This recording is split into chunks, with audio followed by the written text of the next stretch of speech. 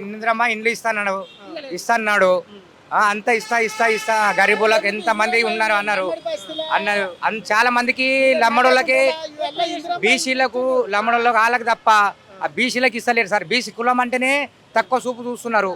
అది సార్ అసలు కథ. ఇంతవరకు పేర్లు రాసుకపోయారు, ఇంట్లో ఫోటోలు తీసుకుపోయారు, అన్నీ చేసుకుపోయారు. ఇంతవరకు ఆ ఇల్లు ఇస్తలేరు. ఏమనంటే టైం ఇస్తాం బాబు, టైం ఉంది అంటున్నారు తప్ప ఇంక్వైరీలకు అయితే రోజు వస్తున్నారు కానీ ఇచ్చుడైతే లేదు సార్. అంతే. ఇంక్వైరీలకు అయితే వస్తే ఇంక్వైరీ వచ్చినప్పుడల్లా ఆశ ఉంటుంది కదా సార్, ఇంకా ఇస్తారని. అవి ఆల్రెడీ ఉన్నాయంట, కట్టి కూడా ఉన్నాయంట కానీ మమ్మల్ని పంపిస్తలేరు సార్. ఇప్పుడు ఆ కిరాయి ఎట్లా కట్టుకోవాలి? నెలకు కూలి ఉంది. నాకు 2 కొడుకులు 1 బిడ్డ సార్.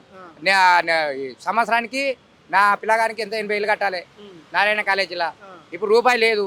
వాళ్ళు స్కూల్కి ఎంచుకో బయటికి ప్రైవేట్. అది గవర్నమెంట్ స్కూల్ అయిపోతుంది, ప్రైవేట్లో ఎందుకు ఇష్టం మరి సార్? ప్రైవేట్లో అంటే గవర్నమెంట్లో అది ఎక్కువ అయిపోయింది. ఇప్పుడు ఫస్ట్ ఇయర్ సెకండ్ ఇయర్ అయిపోయింది.